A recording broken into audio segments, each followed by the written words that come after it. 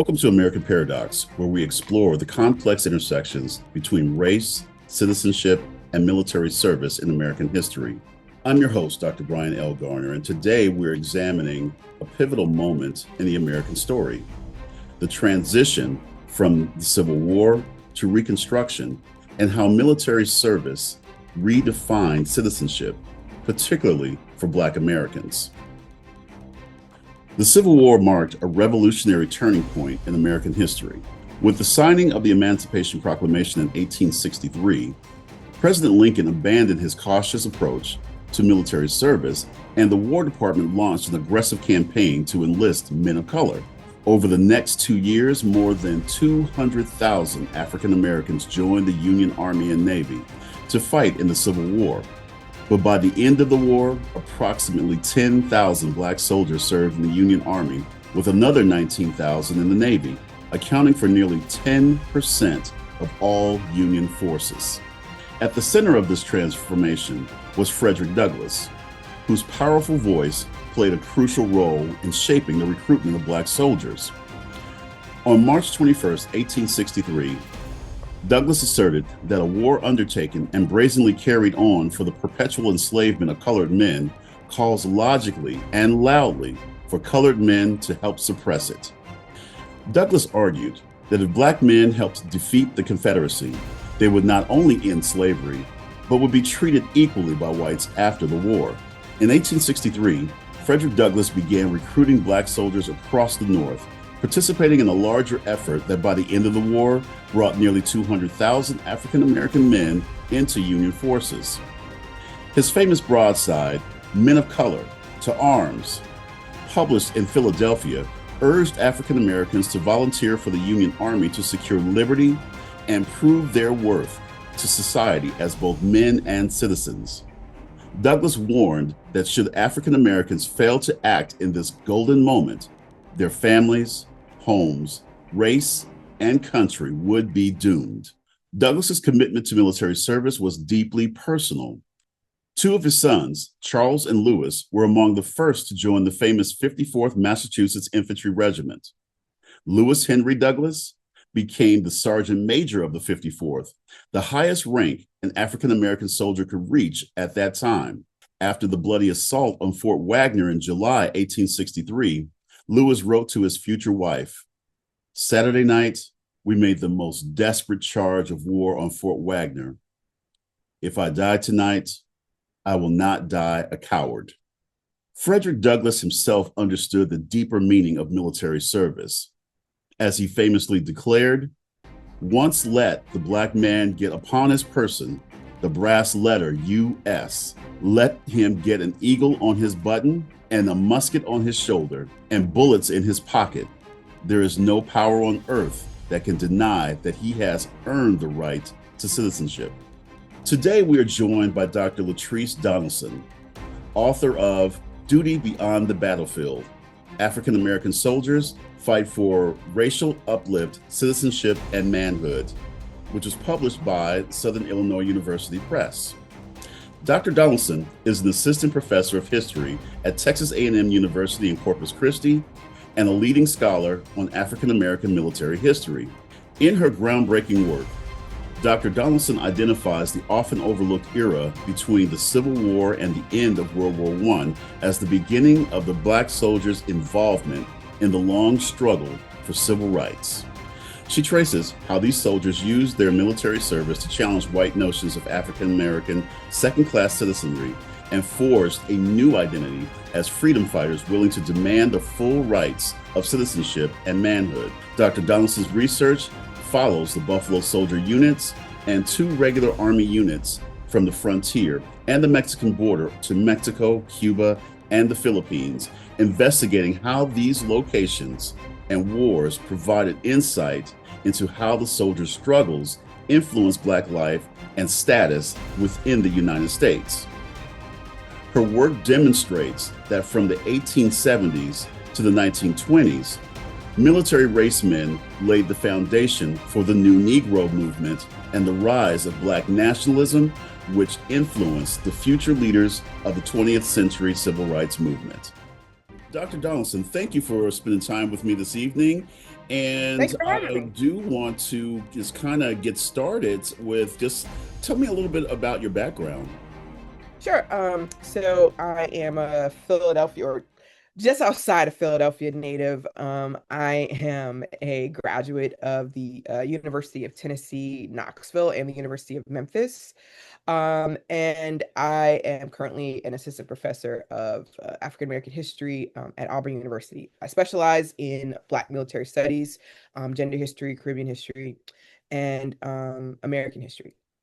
That's And wonderful. so, yes, yes. And so, I kind of define myself not just as a historian, Yeah. but I want to really kind of shift the focus of my career towards, say, the field of the discipline of Black military studies. So that's gonna, that leads us into a couple other questions that I had. So, talk to me a little bit about what inspired you about looking at military history and its, context within, the broader American history. Well, I was reading, it all begins, of course, with a book. I was reading a book called Fighting for American Manhood by Kristen Hoganson. Mhm. And I was also reading another book, Manuals to Civilization by Gail Biederman. Mhm. And in those books, my research, the research in both those books were looking at the construction of white manhood at the turn of the 20th century. And basically, in both of those books, this is conversation in which white masculinity and white manhood, white American masculinity and white manhood is being defined as being the antithesis to black manhood or black masculinity, right? The idea that they are men because they're not black. Their masculine identity, in terms of being quote unquote civilized, etc., is defined by the way that they can demonstrate their white manhood by being the opposite of black men. And so in reading those books, it got me curious and interested in particular with the military angle because this was all this rhetoric is coming out during the Spanish American Cuban Filipino conflict. And you know this is where Teddy Roosevelt and the Rough Riders, get their name, etc., for being supposedly heroic, but also at the Teddy Roosevelt does this at the expense of demeaning black soldiers. And so I go and I'm like, well, how do black soldiers, how do black men see themselves? And surprise, surprise, it is not what how white people and white men in that period saw, like, defined their masculinity and their identity. So this is And this is yeah, what you and I have in common. This is what yeah, we both found this theme in our research and our writing. So this is why it's so exciting to talk to you yes, about this. So I want yeah. to. So what you brought up just leads me into one of my first questions. Then, so you Mhm, read a lot about, like you brought up, just the intersection of masculinity and citizenship. How mhm. did performing manhood through military service influence how Black soldiers struggled with, Mhm. racial uplift during the Reconstruction period? Well, it's kind of a twofold Hmm. approach to how they viewed their military service. One is the protection of the Black community. After at the end of the Civil War, one of the things that is truly fascinating to examine and is greatly under researched, and I wish more people would do this, is to look at how these formerly enslaved people go about trying to create their own independent communities separate from whites, right? I.e., they pool their resources, right? So one of the things that we see that, say, Black soldiers do is at the end of the Civil War is some of them will pool their resources and, for example, found a university or found a college, Hmm. right? They do this in Jefferson City, Missouri. And you have with Lincoln University, you also have the creation of these towns. Say in Texas, you have all these little freedom colonies, but throughout the West, you'll see that with their military service, the salary that comes with it, etc. Blacks, especially those who were formerly enslaved, one of the first things they like to do is they leave and they tend to, move west. And one of the things that the pattern that I've seen in my research is that they follow Black soldiers, right? And so when Black men are wearing the uniform, oftentimes it's a way to protest the treatment they received prior. They took great pride in angering their former masters and seeing white men, these former Confederates, like literally turn red with anger and seeing a Black man in uniform. So it gave them an extra sense of pride, Hmm. right, in their service, as well as it is forcing the issue of Black civil rights, right? It's forcing the issue of full citizenship. It's forcing the issue in areas where they're trying to say, well, Blacks aren't allowed, right? Yes. Specifically, like Yes. say in the Pacific Northwest and the Southwest, where they're trying to institute ways to say, well, Blacks can't come here.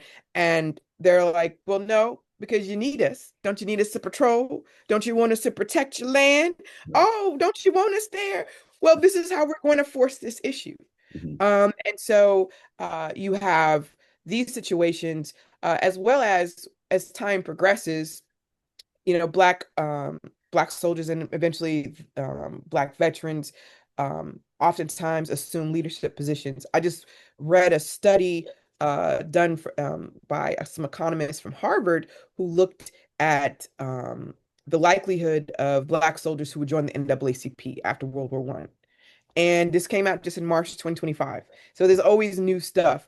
Hmm. And what it said was Black soldiers who served in World War One, in particular the 92nd Division versus 93rd, the ones who experienced the most discrimination and racism were more likely to join the NAACP and assume relationship roles in civil rights organizations versus, say, the veterans from the 93rd, which was not attacked, like did not experience the same kind of discrimination as, say, the soldiers from the 92nd, the Harlem Hellfighters, all that type of thing. So it's one of these things where you have Black veterans and soldiers standing up, assuming leadership positions, elected officials, et cetera, especially after the Civil War.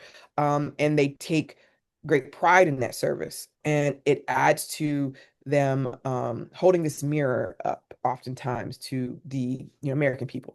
But one of the things too is, and it's important to contextualize this conversation with is that these men did this, these people did this at great risk of their Yeah. lives. So, Mhm. and I say people because, we'll talk about it later. There were women who also, served in the military during this period. I mean, they had to pretend to be men, but, Yes. so there are those stories too. But the point is that they did this at risk of their lives. What do you think was, other than just certainly masculinity and Mhm. citizenship, what do you think was, a motivator for them to take this risk? Was citizenship and their masculinity, was that singularly enough for taking this risk? So how it comes down to how the Black men define their masculine and manhood, right? And a big part of how they defined it was being able to provide and protect their community and Hmm. protect their families, right? And Black men did not define themselves to whiteness at all. That is Right. a huge difference, right? Black masculinity has nothing to do with whiteness, which I will, you know, to this day it But still there's doesn't. always that contrast. There's Yes, always that yes. tension, though. Yes, yes. But a big part of it comes down to protection. Another, like the idea of being able to protect, right? One of the things that I've been reading about more and more, in looking at the Buffalo Soldiers, say the especially in the 1870s, 80s, and going forward until pretty much the end of segregation, is that they did not allow themselves to be victims of violence. They defended themselves Right. regularly, Right. as well as they went and defended other Black veterans. And so what you have is, and that's another reason why Black civilians would follow them, Hmm. because they would draw a line in the sand to defend not only themselves, but also defend their community if at the possibility of violence. And so possibly maybe fallen victim to violence. Because I mean, I was just reading about an incident in San Angelo, Texas, with this guy, George Gadsby, who was a sergeant major. This happened in 1878, 1879, 1878. And, his life story is fascinating in and of itself. He was born in Alabama and possibly enslaved. Not sure. But he was fair enough to pass for white that during the Civil War, he ran away during the Battle of Gettysburg, and signed up with a white unit and fought for a white unit during the Civil War. At the end of the war, he was like, I'm black now, and signed up for the 10th Cavalry. Well, that's an He interesting story. Well, let's just dive a little bit more into that. Why did he leave his unit at Gettysburg and then rejoin? So what happened was, no, he was a Confederate servant. So he was a servant Oh, for so a he Confederate okay, so officer. he was on the Yeah. Confederate And so side, yeah, left that. yeah. Okay. Yeah, and so it was during, this is a lot of how a lot of especially after the Emancipation Proclamation, you have Mhm. a lot of formerly enslaved people, all of a sudden they are soldiers and et cetera, because of they run immediately to, Union lines. So this guy who um, is a servant decides to rush at the Right. at the He Battle of freed Gettysburg himself, and to yes. free himself, yes. And but then not only did he free himself, he decided to pass for white, right? And Oh, and he was able to pass for white and sign up with the 24th Pennsylvania infantry during the and when his term was over, he returned back to Alabama, visited his family for a second, and was like, he liked he was drawn to military life, yeah. right? And because he reenlisted 3 times after his term of service was over. And but yeah, I mean uh got into an altercation. It's even famous enough that Frederick Remington depicted it in a painting, where he got into an argument with some Buffalo traders, some white Buffalo traders and cowboys. They stripped off his chevrons, and he was like, "I'm gonna fix y'all." He goes back to the base, uh, and riles up some fellow 10th Cavalry folks, and they get into a lovely shooting altercation, Well, in which 3 whites died and 1 black soldier died. Uh, but he defends himself. This is just one instance of right, several instances where I've found that are not like you can't Google this, right. right? You would have to know that this Yeah. happened to say, okay, the revolt, San Angelo, etc. But there are other instances that I've found in which there's a mass desertion era period where I'm pretty sure there was some sort of altercation between some white soldiers, and a bunch of black soldiers were like, you know what, we out, we're good, right? Right. We don't got Right. to deal with this. But the point being is that they end up setting like this line in which they know that if you want to cross it, we will cross it with you. And that's the other part of the some of the narrative that I think people Mhm. don't understand about black military service in Like terms of military service. Yeah, yeah. that's what I was just going to speak to is that, in the last episode, I talked about black service during the Revolutionary War. And Mm, I talked about just the complexity of that because we had essentially there were black people fighting on either side. And yes. what I was speaking to was just the pragmatism of the choice to fight because the end game that each was fighting, each side was fighting for was their own freedom. The British Yeah. offered freedom, and so Lord Dunmore from Mhm. Virginia here put out a proclamation, and he had several thousand black Americans fighting Mhm. for the loyalist side. These are the things that you don't find in the history books. You Yeah, know, they don't want to talk about that because the numbers kind of show more what blacks fought for the British mhm, than because I mean right, George Washington, because they like to leave out the things that George Washington said because he's a slave holder, that's right? right, He is a slave owner. George Washington did not want blacks to serve in the military right. in the Continental Army. He didn't, right? When But he needed them. Yes, he needed them, especially after Dunmore's proclamation, especially after seeing Mhm. the numbers. of blacks flocking to fight for the British, who were like, we'll take it. We'll But then take it. also, Freedom, but yeah. then also too, the pragmatism on, for Washington, that okay, Mhm. but after the winter of 1777, I Yeah. mean, he wasn't sure if he was going to have an army at all to put in the Yeah. field, and so Yes. yes, so he needed all of these bodies, and that's Yeah. something that is a recurrent theme. I mean, the Mhm. Civil War, with 100 over 170,000 black men signed up. Well, they needed Mhm. those numbers. Yeah. The North did. Yeah. And, Yeah. and, I mean, and without those numbers, it would not have been so dominant. Yes, the North had, the industrial base and mhm. that, but they also had a numeric advantage because of all the black volunteers. Yeah, I mean, and the other part of it is that at the beginning, say even, the from the very jump with the Civil War, the Confederacy was nothing without their slave labor, right? Absolutely right. And that's another part of this in which the black participation in the Civil War Mhm. was already in favor of the Union because the Confederacy is forcing their blacks to fight for them, whereas the black contraband who ends up going to the Union actually have no problem. Right. They will go because the more contraband that's liberated, the greater damage it does to the Southern Confederate Mhm. economy as well as the morale. And when black soldiers are able to actually serve, it changes the literal emotional tide and purpose of the Civil War Yeah. when blacks are part of it, and it changes and it gives an elevated purpose to the war in which honestly, the Confederacy had nothing to counteract and be like, well, we're fighting to preserve slavery, but we realize that we're making a mistake because we don't want to arm black people. But eventually they make a decision to like, well, we're gonna have to do what? Yeah. Because I Yeah. found a book. I Practical found a choice, yeah, this expediency, for black military service, which, yeah.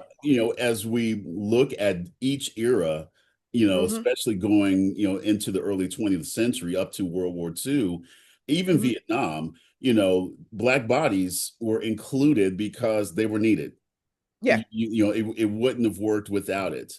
But I want to talk about, I have a question also about you talk about the black military service being, basically the fertile ground out of which the civil rights movement, Hmm. as we think of it, and then as you've reconceptualized it, the civil rights movement grew out of black military service. Does it also include, the people, the black men who served for the Confederacy? Did they, once the war was over, decide also to do just like their northern brothers? Yes, actually, there are. I found recently in some archival material, um, at least two black Confederates in this one company in the 10th Cavalry that were servants who were forced to fight because they technically weren't soldiers, but they served pretty much throughout the entire Mm. of the Civil War with a particular Confederate officer and was forced to shoot and etc.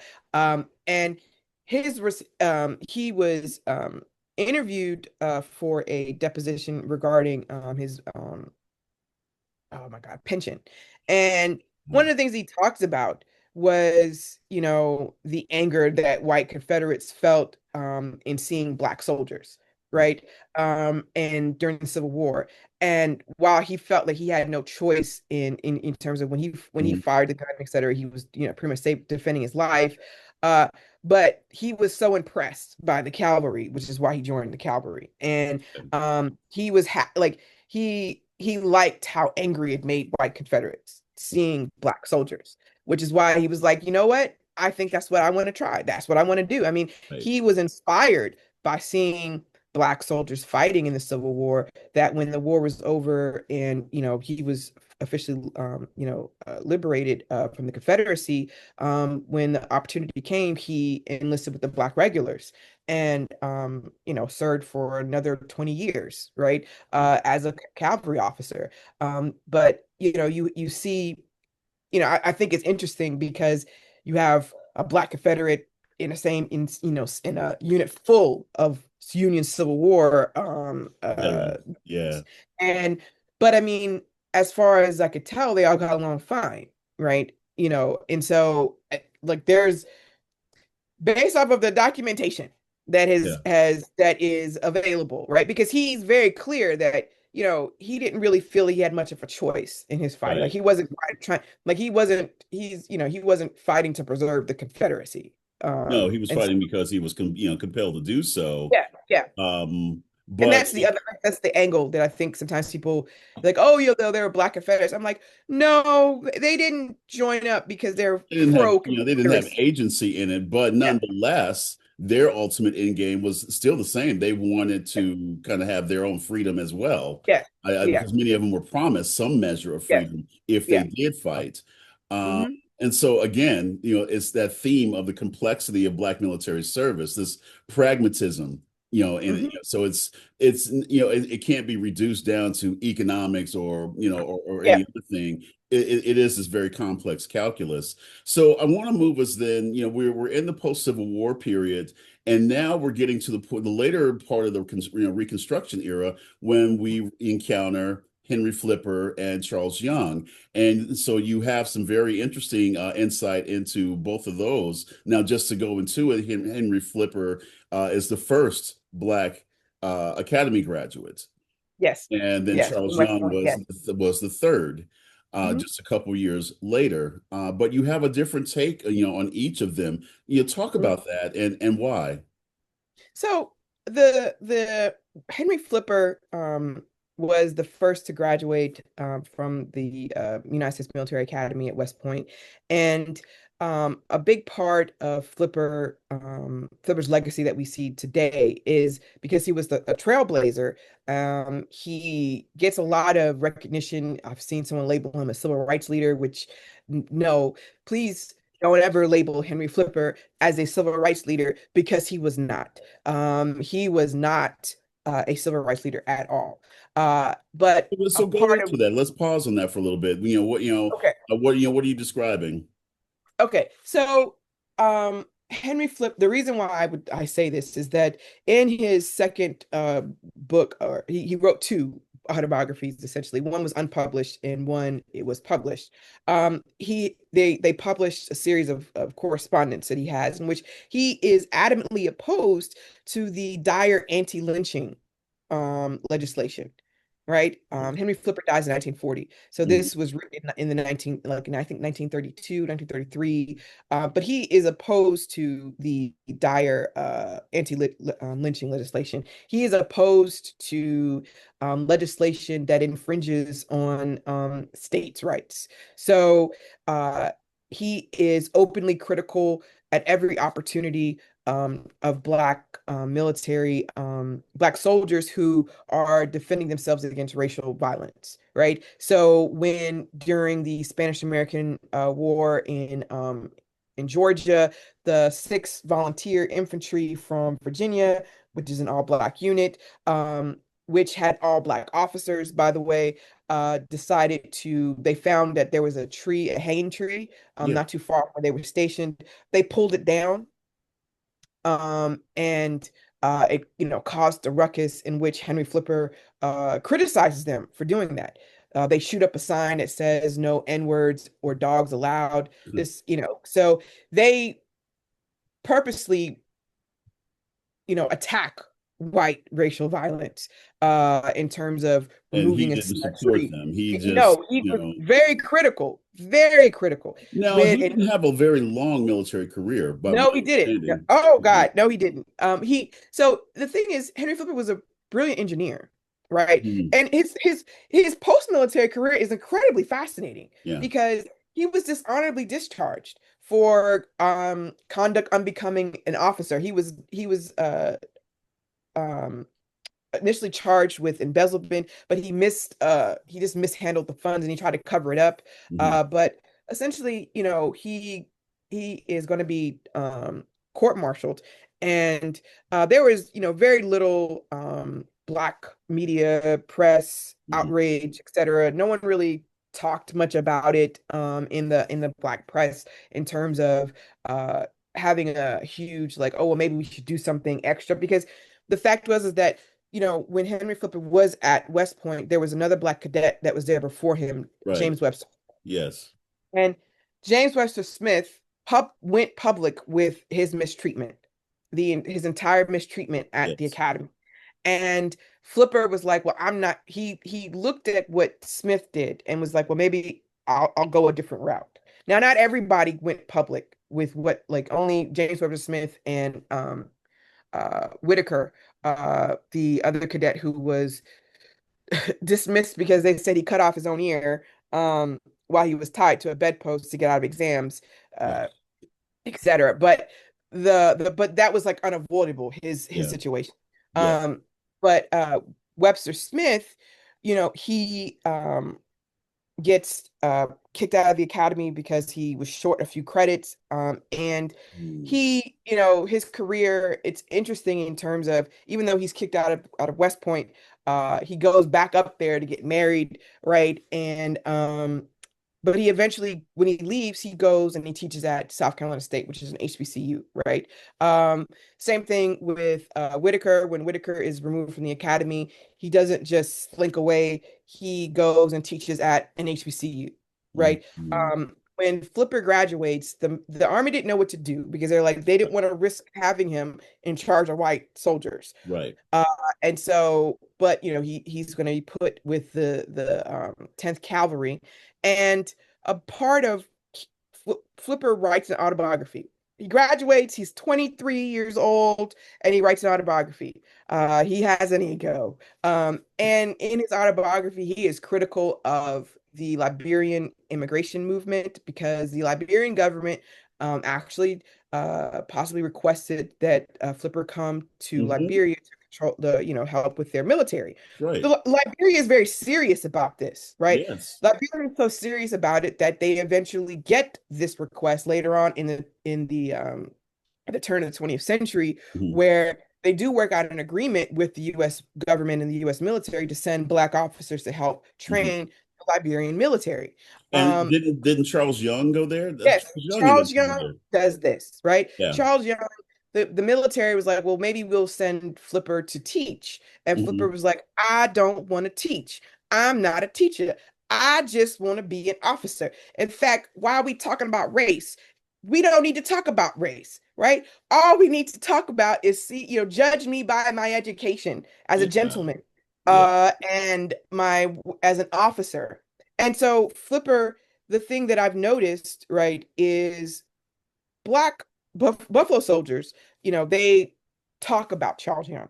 Hmm. Uh, there were some who were critical. They were like, "Oh, he like when he was in charge of the volunteer regiment, National Guard regiment out of Ohio, because these are career armed soldiers." Hmm. There were some, not all, a few made some critical statements about how difficult it was to serve with under Young because he was so harsh in terms of making sure Okay, everything yeah, was no, that's the impression I have of Charles Young. He was very stern, stubborn right. in some contexts, very stubborn But man. So talk about the contrast then with Charles, and then we've talked about yeah, Flipper. So what's the story with Charles Young? so the big contrast is that even the type of family that Flipper came from, he's an anomaly, right? His brother was a regional bishop of the AME Church. He goes on to be the president of Morris Brown University. His other brother is a doctor in Florida, another and a leader in their community in terms of racial uplift, right? These So he people came from a are middle class background. Yes, he came from a Black middle class background and from Atlanta, and they were um, very like his mentor was one of the first Black foreign like his one of his first tutors was a Black diplomat who Okay. served in Majorca, and this is why Flipper became fluent in Spanish, right? Like I said, Mhm. Flipper had a very fascinating Yeah. post-military career because I 100% he was a government he's an agent with the Department of Justice Okay. for about 10, 15 years roughly, and at some point during the Mexican Revolution, he was an intelligence operative for the Senate. during the because Flipper he was? Flipper was, yes. Wow. Uh, Okay. again, like I said, he looked very in Yeah. Charles Young is different in that Charles Young, when you think about someone who's the epitome of what I do, is it just for me, right? Hmm. Yes. Flipper viewed his service as his service. Hmm. Charles Young did not view his service as his service, right? And a part of why some people would say that Flipper Young was so critical in terms of being so strict was that he understood that what they were doing wasn't, they aren't just representing themselves. Yes. And he was very, wanted to make sure. And he also was very much committed to being a mentor to other Black officers, Yeah. soldiers, etc., and helping them to pursue what they wanted. I mean, and this is a difference between Young and Flipper, right? Yes. Flipper was committed to, well, how can I do X, Y, and Z for me, etc. He was hurt for, his dishonorable discharge. He did turn to Booker T. Washington for assistance. When Booker T, which also is another thing in terms of, if we look at Black military studies and examine, say, a figure like Booker T. Washington, Booker T. Washington wanted Charles Young to teach at Tuskegee.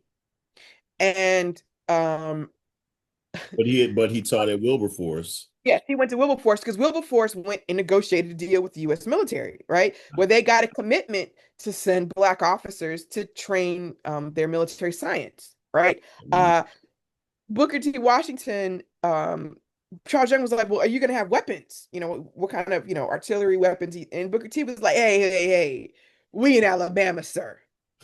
Ain't going to be too much weapons around here. Uh,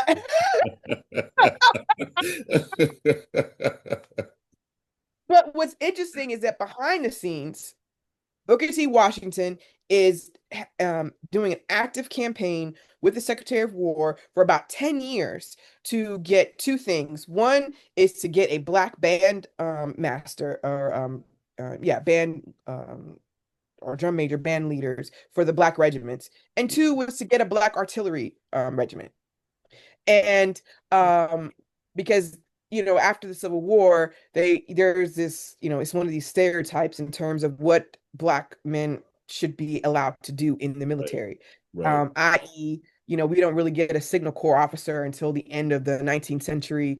And And just uh, to add context to that, Signal Corps and like Artillery Corps and civil engineers, all that was like the high tech of the era. yeah, yes, So yes, yes, they didn't they didn't think that there was equal aptitude in Black soldiers.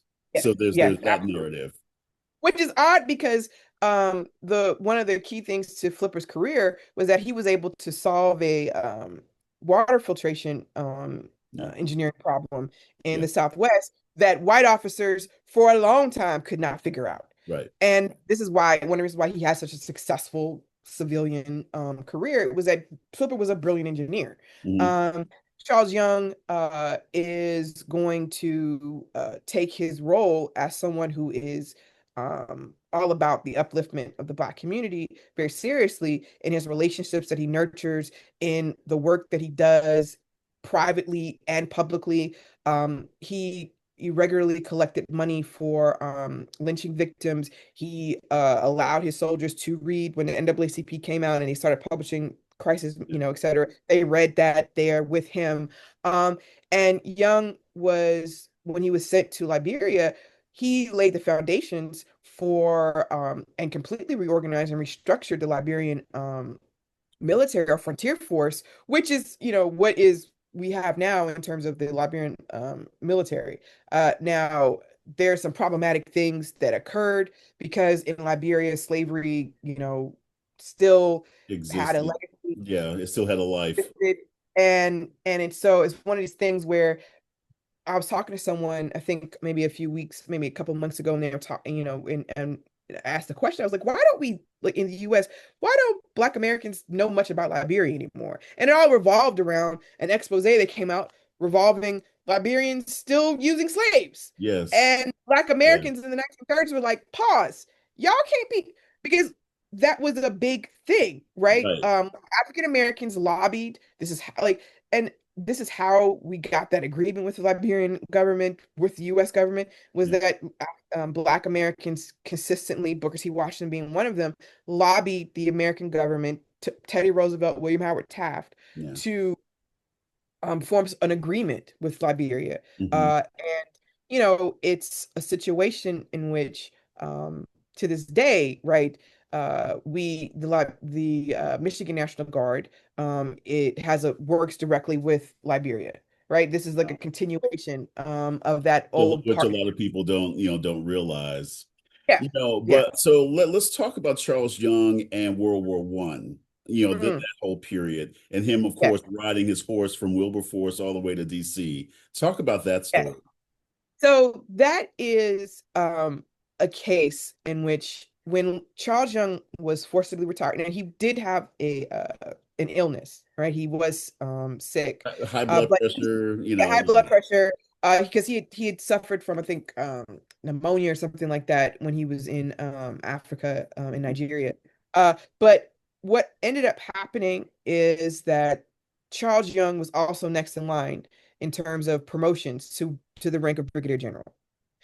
He was recommended by General John Pershing, especially after his service in the Mexican punitive expedition. And Young was a colonel at this point. He's the first African American to reach the rank of full-blood colonel as a field officer. He's therefore at the time the highest ranking Black officer in the military. Yes. And his forcible retirement is going to cause a stir because there is documentation from a white senator talking about, no, we do not want a Black general. That is not going to happen. We cannot have a Black general. And Charles Young was like, okay, well, I disagree with this. And because unlike Flipper, Charles Young had the Black community. The Black community had Charles Young's back, Yeah. right? He was someone that people idolized and looked up to and respected because of the fact that he was very critical against, say, even the Tuskegee model, as well as still maintaining his relationship, a positive relationship with Booker T. Washington, right? Yeah. He, is simultaneously able to critique Booker T, but also Booker T was like, let me recommend him for this. Let me recommend him for that, right? The way that Booker T came and supported Charles Young is a testament to the fact that Booker T did not because I looked in his papers for his some sort of, hey, what you gonna do about Henry Flipper? He didn't even write anything to say, let's help. Can we get something done about Henry Flipper? Because when Washington asked Flipper, well, would you like some publicity around this? Flipper's like, no, no, no, no, no. I don't need the Black people getting all over it. Charles Young, purposely, his best friend is W.E.B. Du Bois, and he is going to do a performative protest to demonstrate his fitness. And Yes. they try to say he was physically unfit for service. And like Charles Young is a brilliant man. He is very, very intelligent, and he's also an intelligent officer. He knows how to handle, this is something to make that is going to be bad in terms of propaganda for the home front and recruitment. And so he does a 495 mile, 500 mile trek from Ohio to Washington, D.C. And it is documented in On horseback. on a horse, on Dolly, his faithful horse Dolly. He is And how going long to did this take him? roughly about 2 weeks. Yeah, about Um 2 weeks. Yeah. and and and he would stop at different hotels, Yep. right? And again, this is documented in the Black press. Ride Charlie Ride. They are following his career, his movement, and then he arrives at the War Department with Emmett J. Scott, who's a special assistant to the Secretary of War, walks him in, and he, is like reports for service, etc. Now, all of this this picture is sketched out in the crisis, and it's sketched Yep. out in different Black newspapers across the country. And what this does is that it triggers a broader conversation about they're going to have to do a draft. and they Mhm. need Black bodies. Yes, And Black people are not happy at the treatment of Charles Young. that's right. And um, it is going to put the War Department in a very precarious position in which they're like, we have to do something, right? And so then we also have going on during this time as W.E.B. Du Bois gets complicated Yeah. about whether or not to support the war and Black involvement in the war. And then there's talk of him trying to angle for a commission as well, right? Yes, yes. So that was one of the things they were thinking that this could shut up, or we can try to control the voice, right? Hmm. Spingarn was the president of the NAACP at the time, resigns, and he is, writing to Boyce and, to say, would you consider being an intelligence officer? And Du Bois is seriously considering this. Yeah. And a part of it, he would have to give up his role as the editor of the Crisis magazine, which is, they're trying to, this is during the Wilson administration. This is Yes. peak censorship of, Yes. newspapers and whatnot. And, he's excited about the possibility of being an officer because he writes to Young. He's like, maybe we'll be in the same unit together, etc. But Spingarn, you know, the politics of what Spingarn wanted to do with Black military service is going to not align with the head of the military intelligence. And essentially, they kind of sideline Spingarn and they sideline and they use Walter Loving and Hubert Harrison Mm. to um, because Du Bois, to prove that he could play ball, he Right. writes the his famous editorial Yeah. in terms of, we should, get together and Yeah. put Support the cause. aside, Put support the aside our cause. differences for now. Put us, This is for yes, yes, this is for national yes, unity. Yeah. yes, yes. Mhm. And then they get the brilliant Hubert Harrison to write an editorial to pretty much dismantle that. Yeah. And it discredits Du Bois within the Black community, especially Black intellectuals in Harlem, in New York. But I mean, Walter Loving goes to Hubert Harrison's house in the middle at midnight to go ask him to do this, Right. to purposely to write this editorial. And it angers the youth, like such as A. Philip Randolph and Chandler Owens, because they are very much opposed to Blacks participating in the war, Yeah. based off of America's relationship with Jim Crow and the racism. Philip Randolph famously said, we're going to make the world safe for democracy. You can't even make Georgia safe for Black people. So, like the this is the environment in which they have to recruit 400,000 Black people to serve, and Absolutely.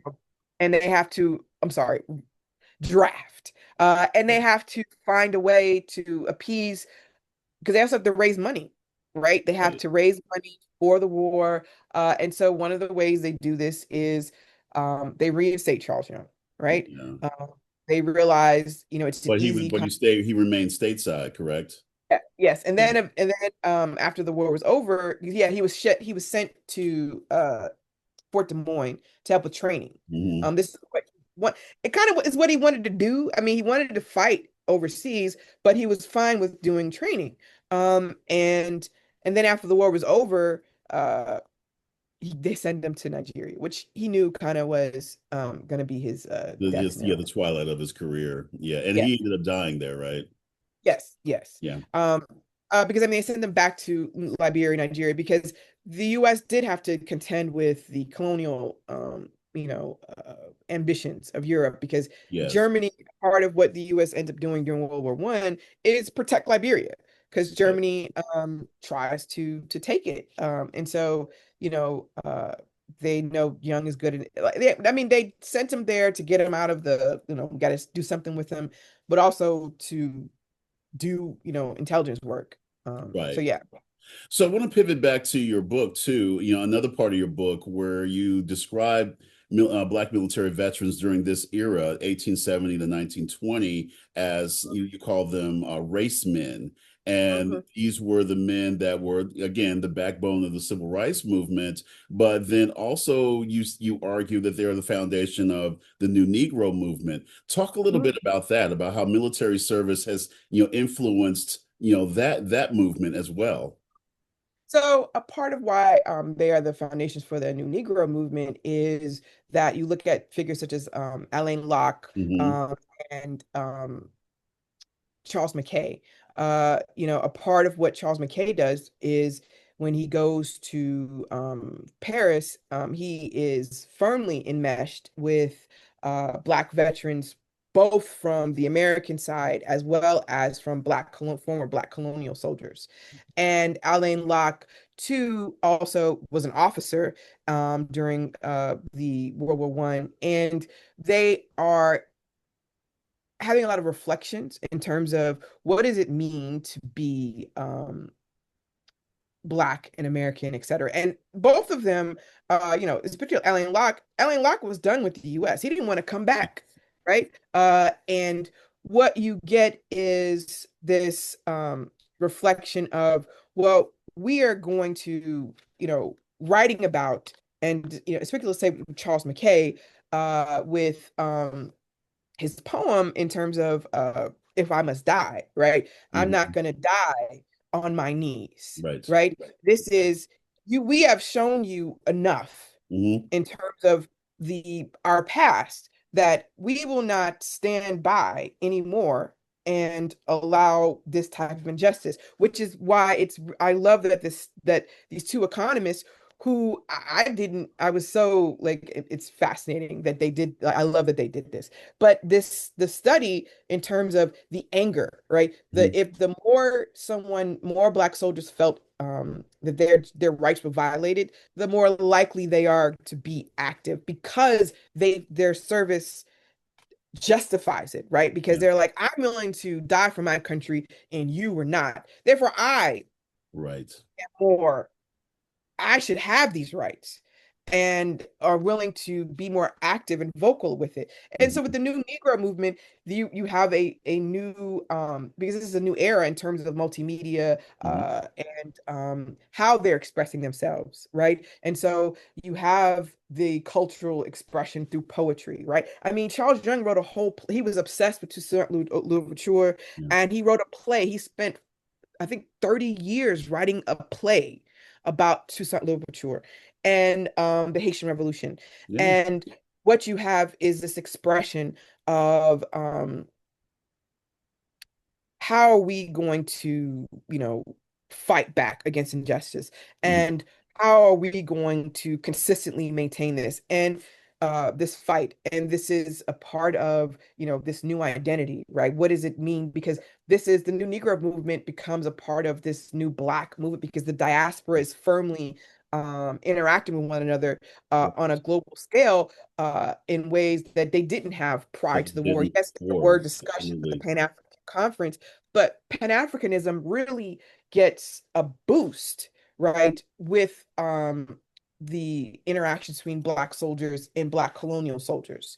That is an And amazing point. That is an yeah, amazing, amazing point. yes, because I mean, that is a part of why, for example, the military intelligence suppressed that the French had a Black African American pilot, right? They did Yes. not want Blacks in the US to know that the French did that.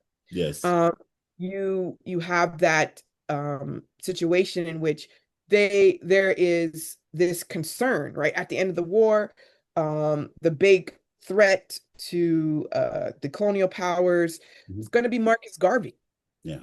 and the Yeah. UNIA movement. Yeah. The idea of a united Black diasporic movement becomes the greatest threat to the British Empire, Yes. as is shown in the documentation, right? Absolutely. Where they are asking the Americans, well, what do you have on Garvey? Tell us more.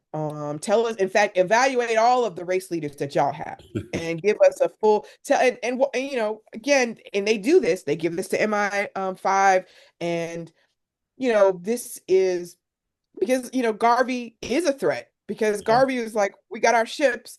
Where are we going to go in Africa? And the idea of million Black people Hmm. from the United States coming into colonial Coalescing. Africa Hmm. is going to cause problems. Yes. It's going to cause a lot of problems. So I before we run out of time here, there's two Yeah. more questions I want to ask you. Mhm. Now, of course, the main drive of this series is that I'm trying to put all of this in the context of America 250 as America Mhm. approaches its 250th anniversary.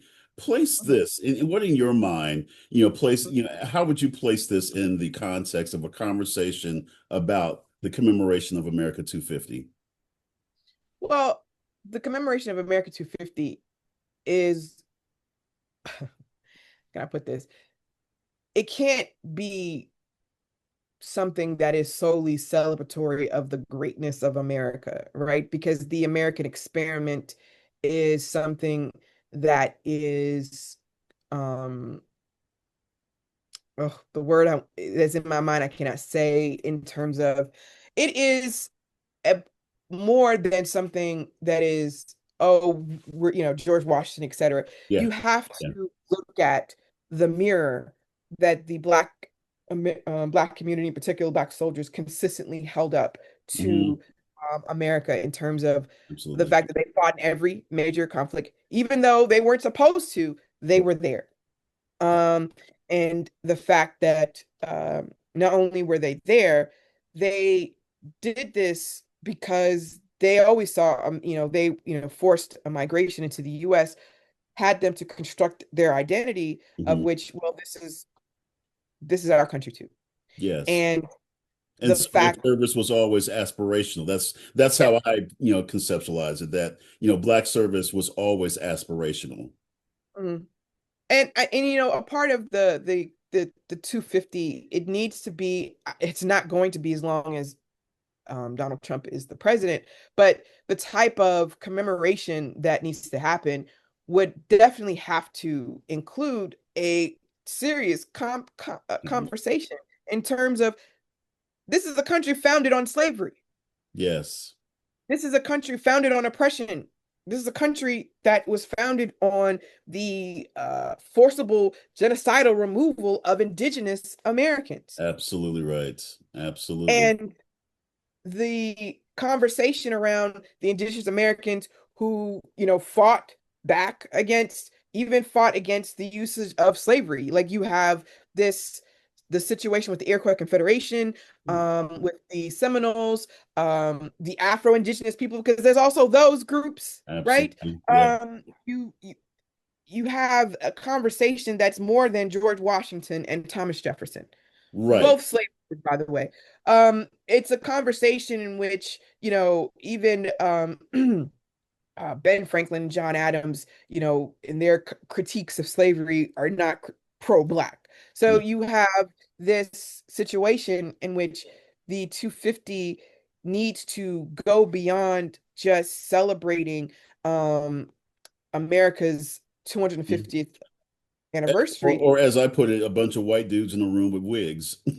Yes, right. It's way more complex than that, because Yes, even if we just talk about just Black military service, it's way more complex and nuanced on every yes, stage. yes. The And pragmatism of why we served. exactly, as well as in that room, I don't think it was all like it's not all white people, right? It's Well, there's not, there's and that. so, Yes. so you have to, and it's also a commemoration, it's not just dudes, right? You have to throw Good in points. the importance of women, Absolutely and right.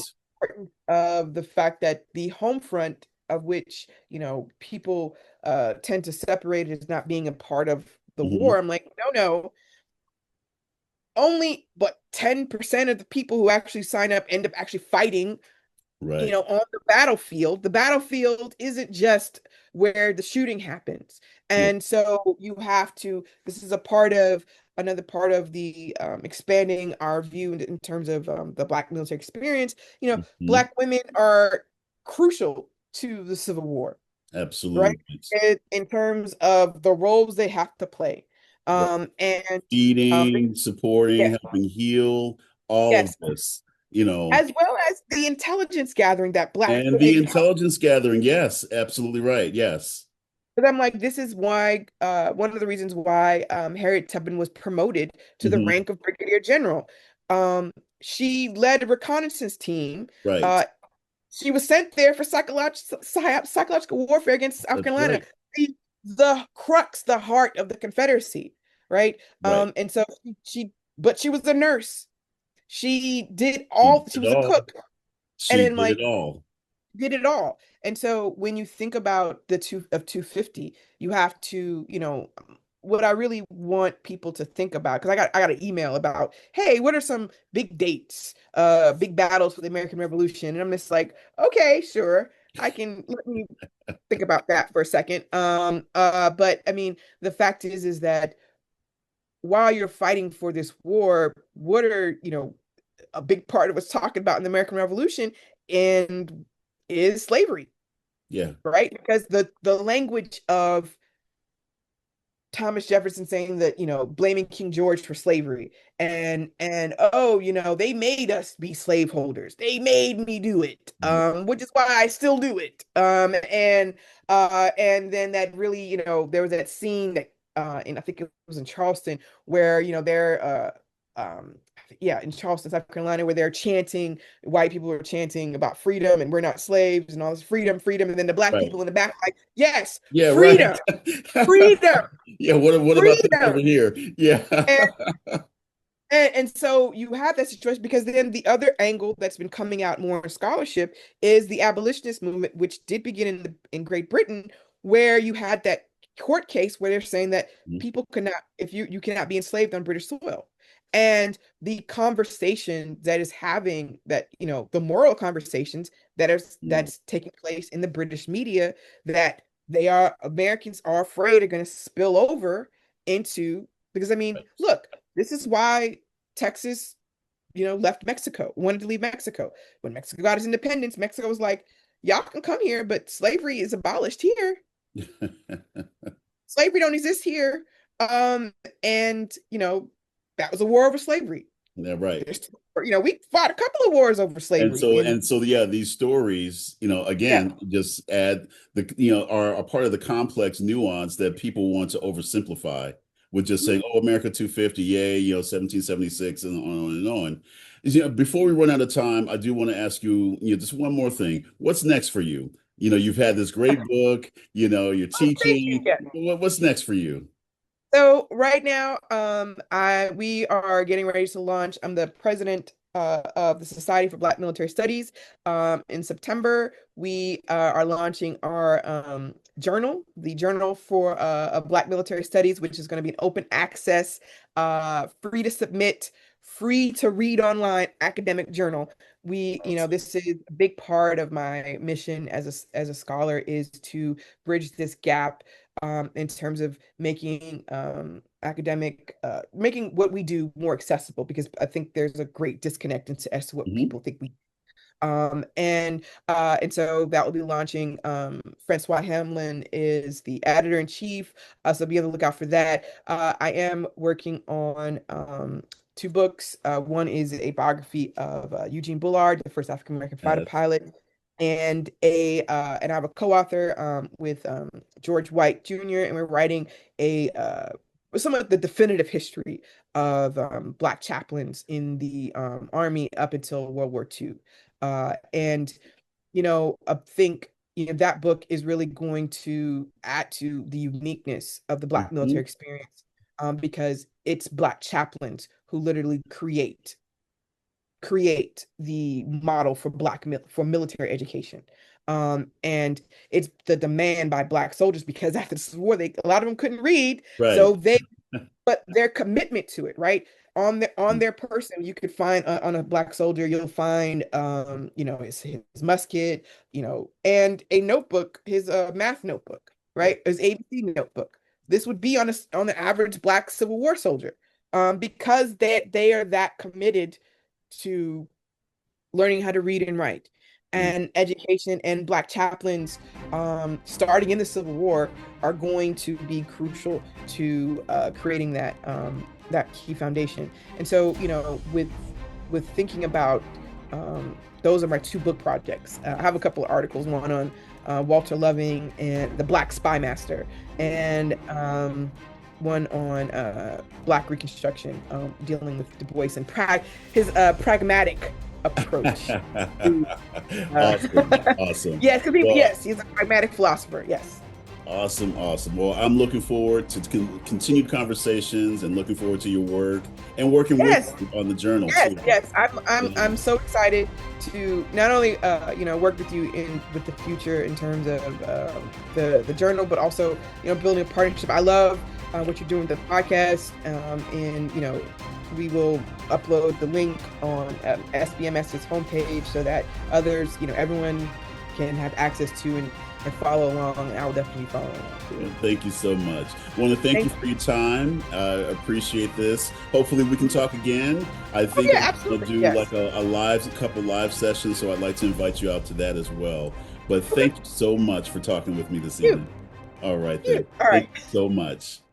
Dr. Donaldson's research provides crucial insights that powerfully align with my Black veteranality theoretical framework. Black veteranality emerges through an interdisciplinary synthesis of W.E.B. Du Bois's foundational concept of double consciousness, the psychological duality that Black Americans experience when negotiating racialized identity formations, and veteran critical theory's structural analysis of the institutional power dynamics that shape military service members. The military race men that Dr. Donaldson examined embody this complex relationship. They simultaneously embodied patriotic ideals through military service while confronting systemic racism's psychological toll. These soldiers navigated what critical race scholars term the white gaze, a hegemonic social mechanism that perpetuates exclusion through perpetual scrutiny of Black veterans' cultural authenticity and national belonging. The Buffalo Soldiers and other Black military units of the 1870 to 1920 period exemplify the central paradox of Black veteranality, how military service became both a claim to citizenship and a site of racialized moral injury. These men wore the uniform of the nation while experiencing discrimination within its ranks, fought for American democracy while being denied full participation in it, and defended American values while being excluded from their full benefits. Dr. Donaldson's work reveals how these military race men use their service as a platform for racial uplift, transforming their military experiences into tools for challenging white supremacy and advancing civil rights. Their contributions laid the groundwork for the New Negro movement of the 1920s and influenced future civil rights leaders who would continue the long struggle for full citizenship and equality. The experiences of figures like Henry Flipper and Charles Young demonstrate the complexity of Black military identity during this period. Despite their achievements in service, they faced forced retirement, discrimination, and the constant burden of proving their worth to a nation that simultaneously relied on their service and denied their full humanity. Through the lens of Black veteranality, we see how military service for African Americans during the Reconstruction era was never simply about individual achievement or patriotic duty. It was about collective struggle, racial uplift, and the ongoing fight to make America live up to its founding ideals of equality and justice for all citizens.